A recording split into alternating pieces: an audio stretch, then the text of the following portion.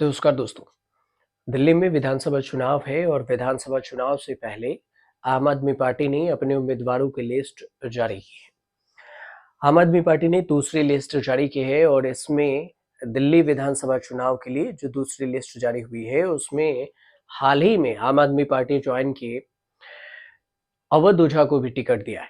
दिल्ली के पूर्व deputy CM रहे मनीष सिसोदिया की सीट पर इस बार अवध ओझा को उतारा गया है और उनके सीट को बदल दिया गया है। इस बार पटपड़गंज की जगह पर जंगपुरा से मनीष सिसोदिया चुनाव लड़ेंगे।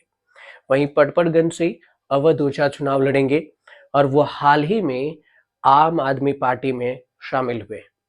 सबसे बड़ा फैसला तो यही है कि सिसोदिया की सीट को लेकर हुआ है और पिछली बार पटपड़गंज की बड़ी मुश्किल से इस चुनाव में सिसोदिया का जीत पाए थे और उन्हें अब जंगपुरा से मैदान में उतारा गया है। पटपड़गंज से अवध ओझा मैदान में उतरे हैं। आम आदमी पार्टी ने दिल्ली में लगातार तीसरी बार सरकार बनाने के लिए पूरी सतर्कता बरत रही है और पार्टी ने पिछली बार इन 20 सीटों में से 19 पर जीत हासिल की थी। गांधीनगर सीट से बीजेपी ने जीत दर्ज की थी और इस बार पार्टी ने अपने 19 मौजूदा विधायकों में से 16 के टिकट भी काट दिए हैं। चांदनी चौक से वर्तमान में विधायक हैं प्रहलाद सिंह सैनी के बेटे को टिकट दिया गया है।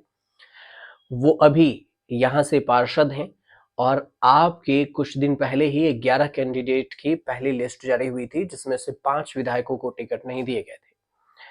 पार्टी ने अब तक कुल 31 सीटों पर कैंडिडेट का ऐलान किया है। 21 मौजूदा विधायक के टिकट काट दिए गए हैं और दूसरी लिस्ट में 3 ऐसे नाम हैं जो बीजेपी और कांग्रेस से आम आदमी पार्टी में शामिल हुए। आम आदमी पार्टी के 11 कैंडिडेट वाली पहली लिस्ट में विश्वास नगर से दीपक सिंगला को टिकट दिया गया है और मटियाला से सोमेश शौकीन को टिकट दिया गया है। लक्ष्मीनगर से बीबी त्यागी को आम आदमी पार्टी ने अपना उम्मीदवार बनाया है।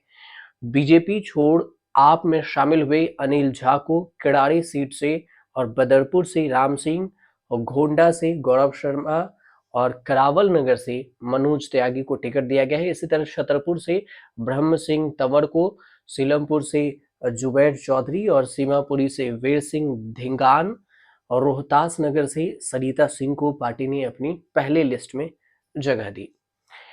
दिल्ली में अगले साल विधानसभा चुनाव है और इसकी जो तैयारी है आम आदमी पार्टी ने बखूबी अच्छे से कर ली है क्योंकि 2013 और 2015 में दिल्ली में बड़े बहुमत के साथ सरकार बना चुकी है आम आदमी पार्टी। अब एक इंटरव्यू में अवध ओझा से जब सवाल पूछा गया तो उन्होंने जवाब दिया कि वह पूरी कोशिश करेंगे कि जैसे माधोपुर गांव को आईएएस की फैक्ट्री कहा जाता है वैसे ही आने वाले समय में पटपड़गंज को भी आईएएस की फैक्ट्री कहा जाएगा।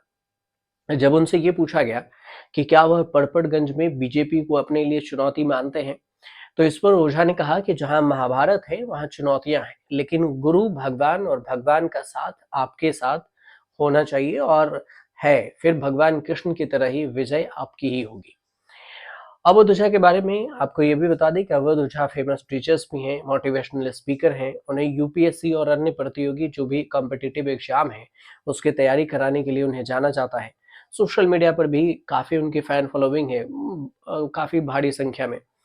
अब देखना ये होगा कि पड़पड़गंज सीट से चुनाव जीत कर दर्ज कर पाएंगे वो या नहीं। पिछले 3 विधानसभा चुनाव में पड़पड़गंज विधानसभा सीट से आम आदमी पार्टी के बड़े नेता मनीष सिसोदिया चुनाव जीत रहे हैं, लेकिन इस बार आम आदमी पार्टी ने मनीष सिसोदिया को जंगपुरा विधानसभा सीट से उम्मीदवार बनाया है और उनका टिकट पड़पड़गंज से काटकर अवध ओझा को दिया।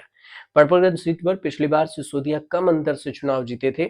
तब सिसोदिया और बीजेपी के उम्मीदवार रविंद्र सिंह नेगी के बीच में जीत का अंतर लगभग 3000 वोटों का ही रहा था। आम आदमी पार्टी में किसी ने ये उम्मीद नहीं की थी कि पड़पड़गंज सीट पर चुनावी मुकाबला इतना करीब होगा पिछली बार। इस बार भी देखना दिलचस्प ये होगा कि अवध ओझा को मैदान में उतारा गया है तो इस बार क्या कुछ नया पड़पड़गंज सीट पर देखने को मिलता है, क्योंकि ये एक तरह से आम आदमी पार्टी का सबसे हॉट सीट बन जाएगा।